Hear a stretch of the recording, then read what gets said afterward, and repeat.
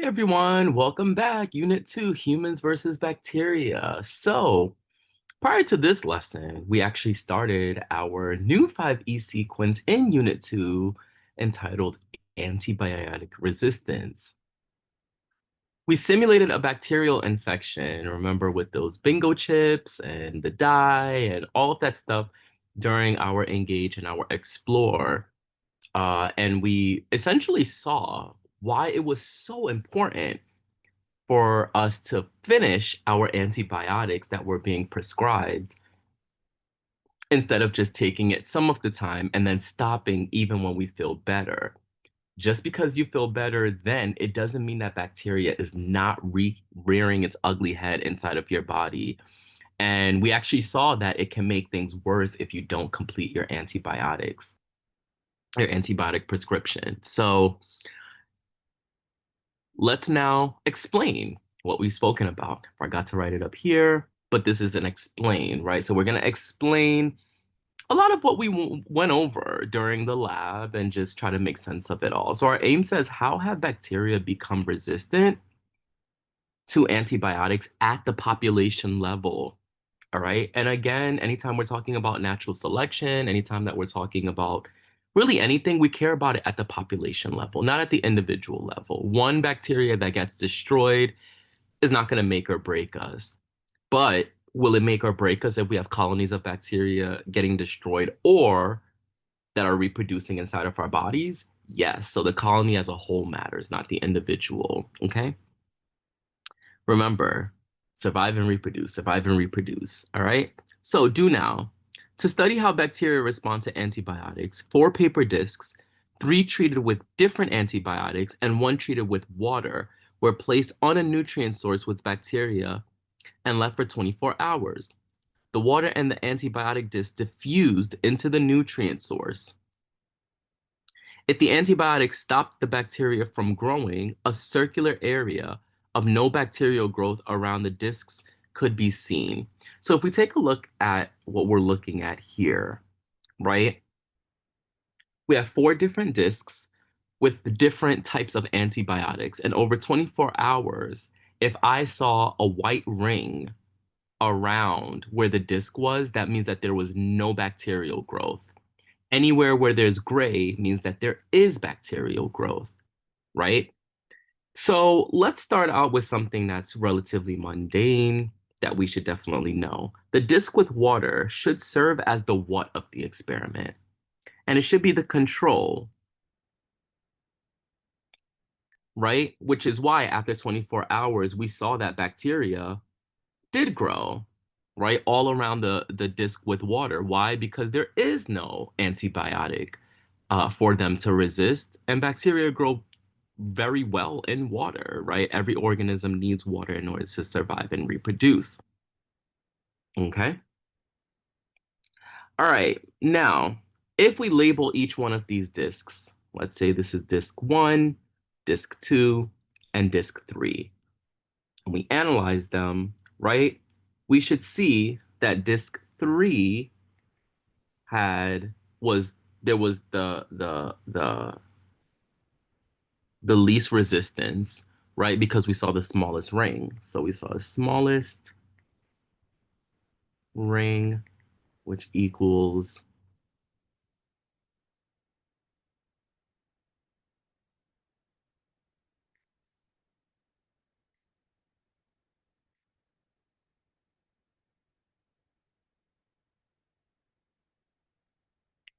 and then we saw that 2 had the largest white ring, which equals the most resistance. All right, we can literally see that it has the largest ring and that 3 has the smallest ring, and then 1 was somewhere in the middle.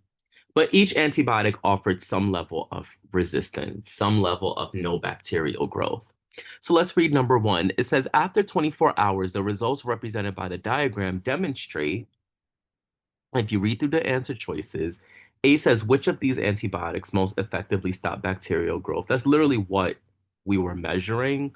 So A seems to already be more than likely the best answer choice.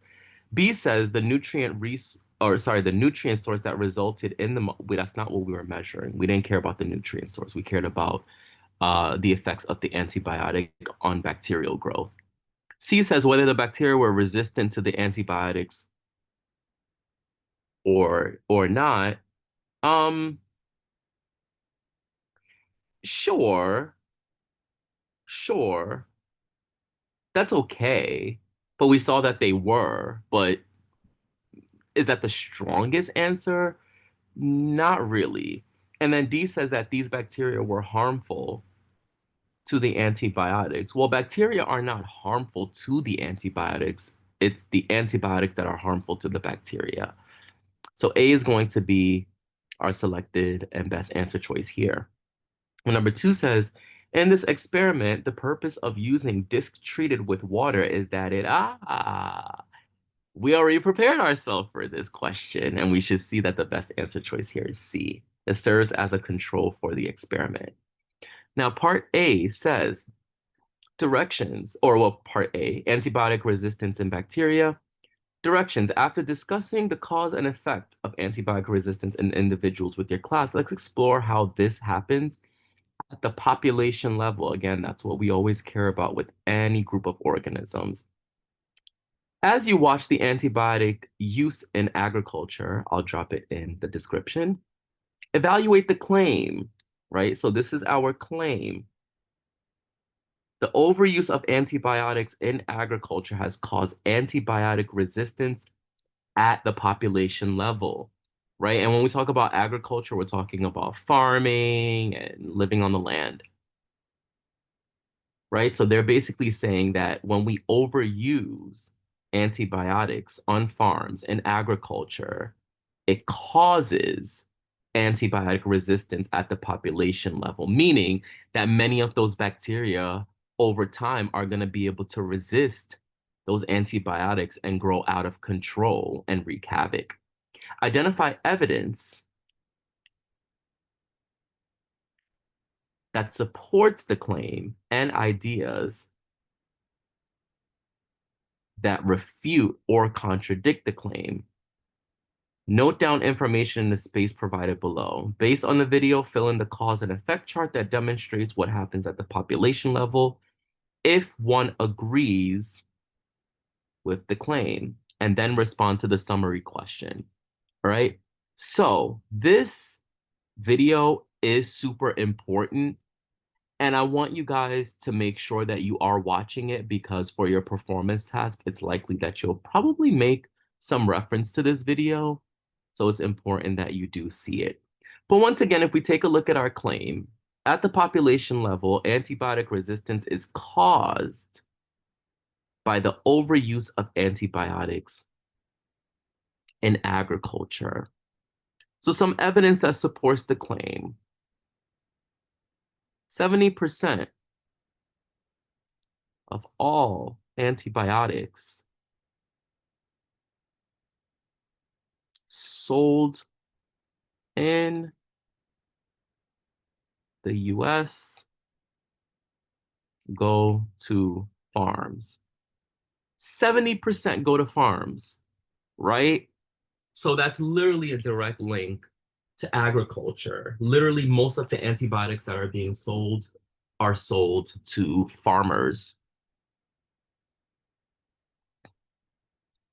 right? And we see that in the video, they made mention that the first use of antibiotics on farms was the 1940s. So that leads us to believe that there's been over 80 plus years of antibiotic usage, right? So over 80 plus years, these bacteria can literally evolve within just a few generations, maybe even less, to start resisting what we're overusing constantly, constantly, constantly, constantly.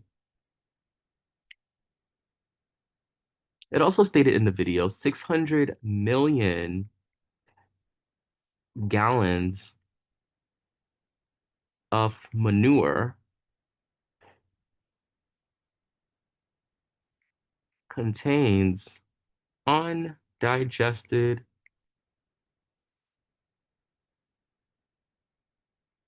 antibiotics slash antibiotic resistant bacteria. And why is that so significant? Well, a lot of plant life grows in manure, right? Manure is literally used to help fertilize the land, right? So a lot of these antibiotic resistant bacteria are getting on our foods, right? And if we're eating it or we're consuming some of those undigested antibiotics, then we're taking in those antibiotics into our bodies without even really knowing it. And the ones that are able to resist it inside of our bodies are going to be able to survive and reproduce, right? But what happens if it's something that's pathogenic, that's surviving and reproducing? Now we're going to be kind of helping the bad guys win inside of our bodies. We don't want that. We only want to take antibiotics if we absolutely need it. We don't want to overuse, as the claim suggests. We never want to overuse them. But what we're seeing is that they are being overused, and now uh we're suffering the consequences as a result of that, right? So in the manure, manure allows the bacteria, because remember, there's lots of nutrients in the manure as well, to pass genes of resistance to each other. Okay. What I also gathered is using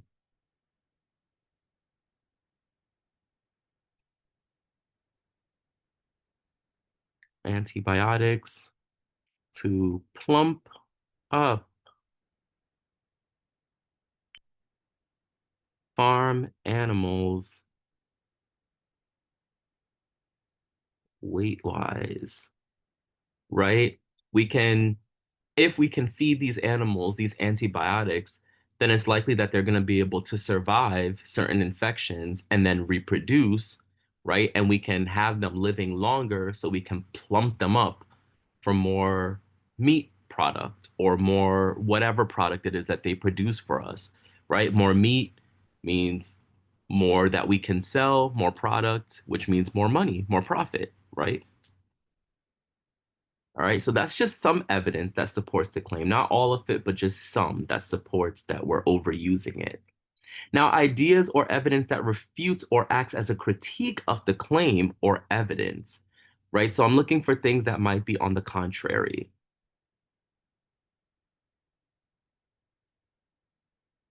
all right, by the use of antibiotics. So as a result of using antibiotics, right, we've seen an increase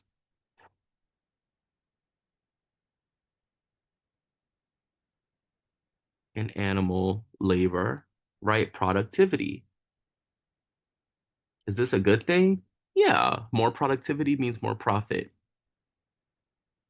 As stated in the video, manure was not explicitly tested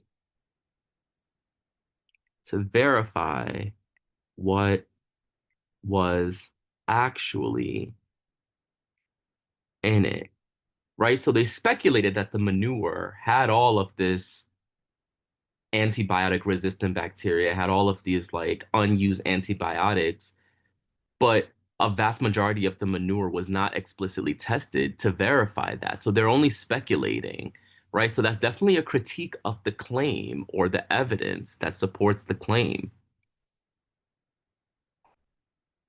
Animals did not become sick nearly as much. Just by use of antibiotics, the animals were not becoming as sick as they once were prior to using antibiotics, right? So what is that going to lead to? More animals. They're going to be able to survive and reproduce if they're not dying from illness. And with more animals, we can make meat cheaper, right? Once we slaughter these animals and we sell the meat, if we have an abundance of, let's say, chickens, we can sell pound for pound the chicken meat cheaper. Doesn't mean that they necessarily will, no, but theoretically they could. So this is overall a net positive for society, right? We also know that less animals getting sick means more dinero, right? This also helps as a critique of the claim or evidence,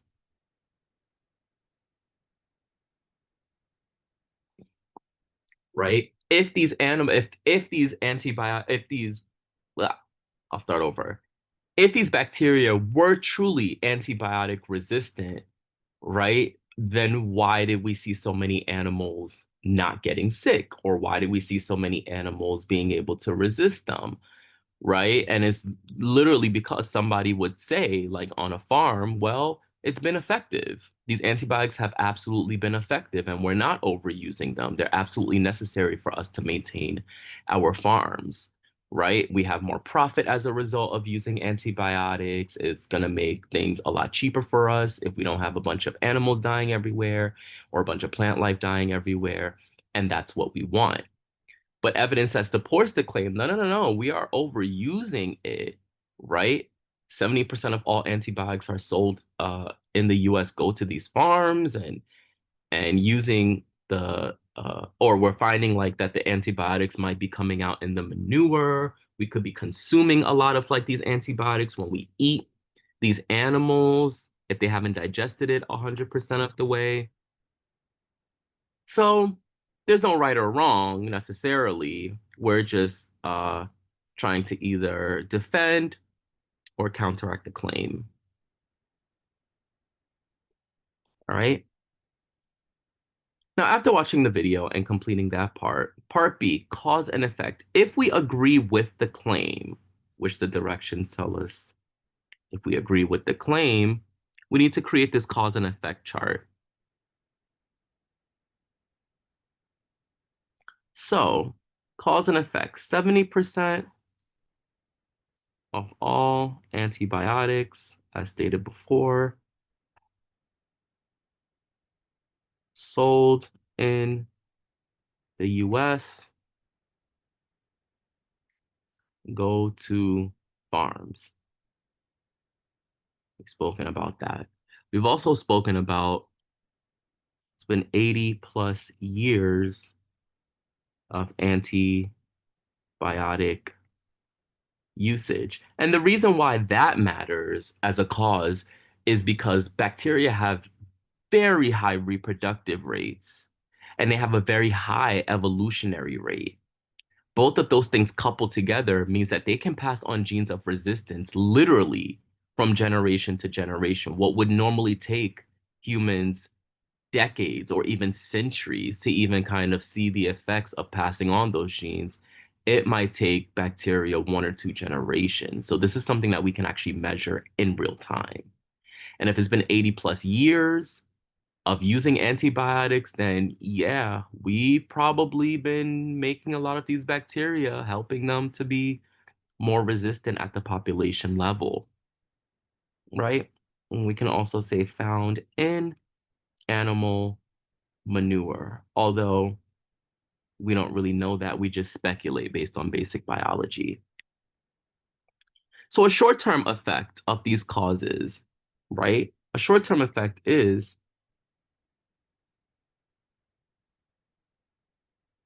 increase in animal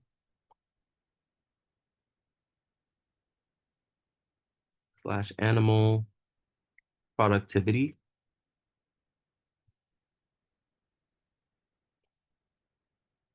more animals,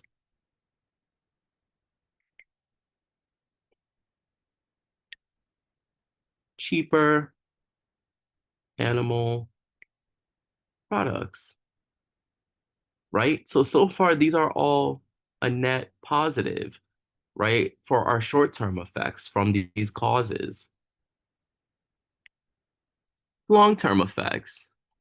We saw in the video that there was an increase in UTIs that are antibiotic resistant,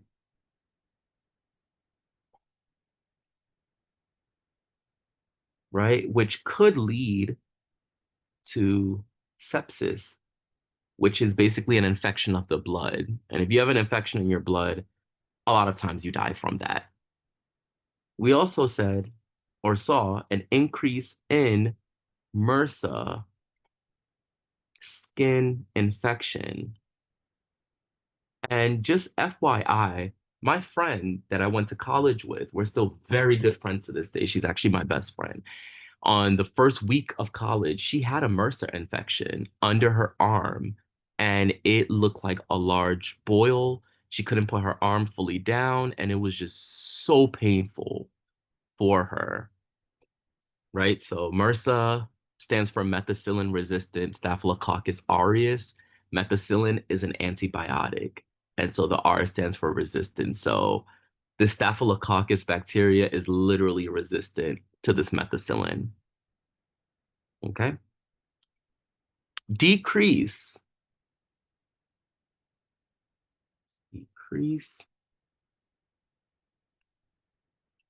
antibiotic effectiveness in humans. We literally saw that a lot of these bacteria have resisted pretty much every antibiotic that's on the market, right? And what is this ultimately creating? An arms race of the unit, humans versus bacteria. So our long-term effects overall are sad, right? Our short-term effects are happy, right? We're getting what we want, but over the long run, it's what's going to cost us, right? So this is another trade-off, right? These are benefits and these are costs, right? This is what's known as trade-off, right? If I'm going to get some benefit, I better be prepared to give up something. And in this case, it's probably my health. All right, so we have our claim, but what is a possible counterclaim? Well, a possible counterclaim could definitely be the use of antibiotics in agriculture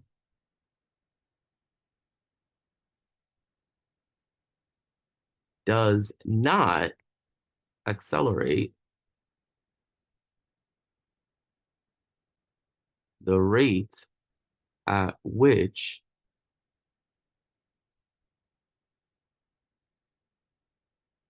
bacteria are becoming resistant to antibiotics at the population level. I can't stress enough, we care at the population level, not the individual.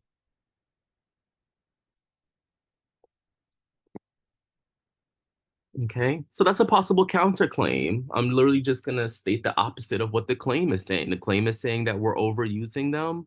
Well, a counterclaim is no, we're not. We're not overusing them, and it's not accelerating resistance to antibiotics. So number two says, summarize why some people in the video state that the overuse of antibiotics in agriculture causes antibiotic resistance, and others say that there is only a correlation or possible relationship between the two. Whenever we talk about causes, we're talking about one thing directly leading to another, very cause and effect. When we talk about correlation, we're talking about relationships, trends. This may or may not, those are words we want to look out for. All right.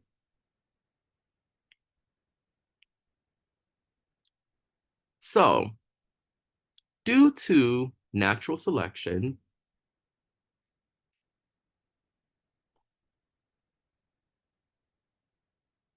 there will always be bacteria that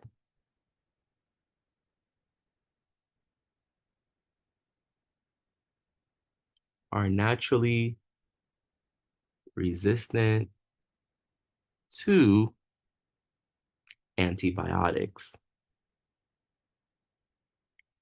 right? Just by chance, there's always going to be bacteria in any population of bacteria that naturally resist antibiotics. That's just the way that nature intended. Those bacteria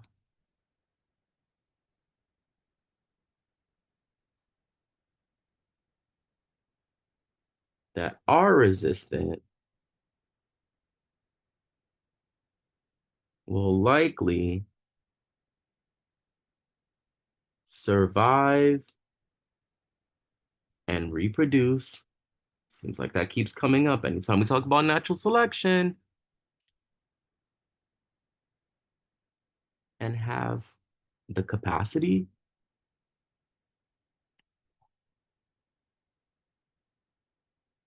to pass on the genes of resistance to future generations.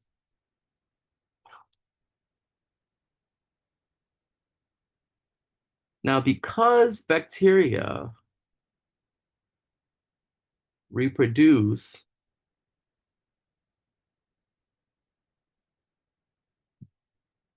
asexually, right? When we say asexually, we just mean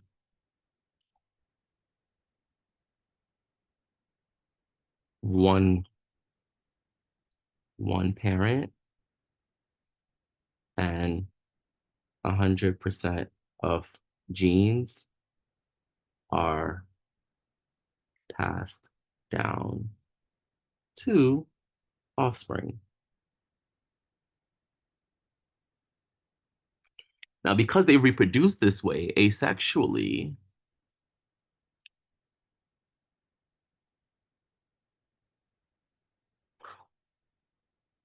they can also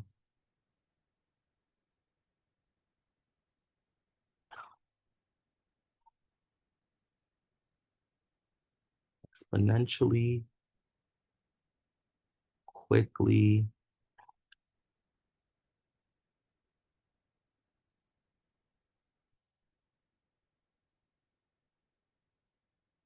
which leads to a huge cause for concern, right? These little resistant bacteria that are only one cell, they wreak so much havoc, they can reproduce quickly, and they can pass these genes on via generation to generation, creating colonies of bacteria that are just literally resistant to what we're trying to use to kill them. It's awful, right? However, as stated,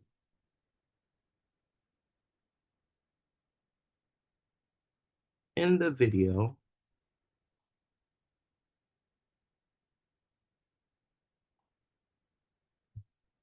researchers have not tested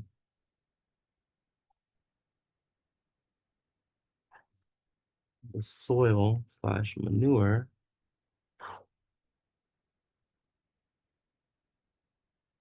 for levels of antibiotics resistant bacteria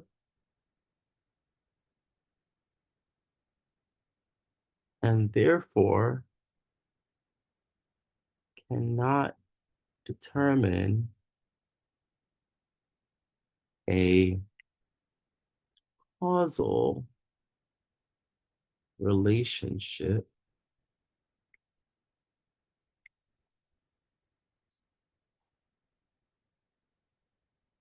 between the overuse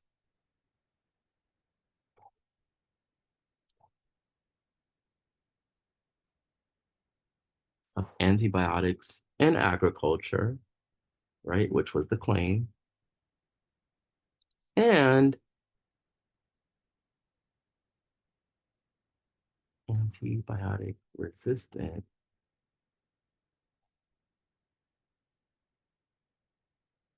antibiotic resistance, excuse me, in bacteria, although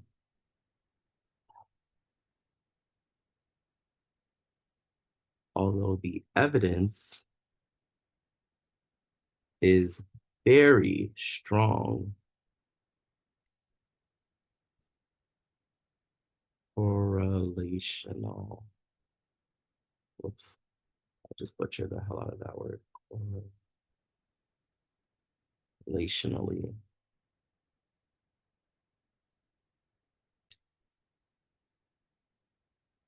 All right. So some people are saying, well, if we're overusing the bacteria or the antibiotics to kill the bacteria on these farms, that's a causal relationship between having such antibiotic resistant bacteria and overall in the long term, it's what's literally causing these antibiotic resistant bacteria to rise in numbers. Versus others are saying, well, you never did your due diligence of actually testing the manure or the soil in any meaningful way. So we can only speculate, which is correlational evidence, that it may be causing that, but we don't know if it actually is causing that. We can only say that it's maybe contributing to, but it might not be the only factor. So that's all they're discussing here. Again, I know that these are like very dense, but that's okay. We're making our way through it. And we actually have another explain lesson continued after this. So stick around for that, and I'll see you next time. Bye.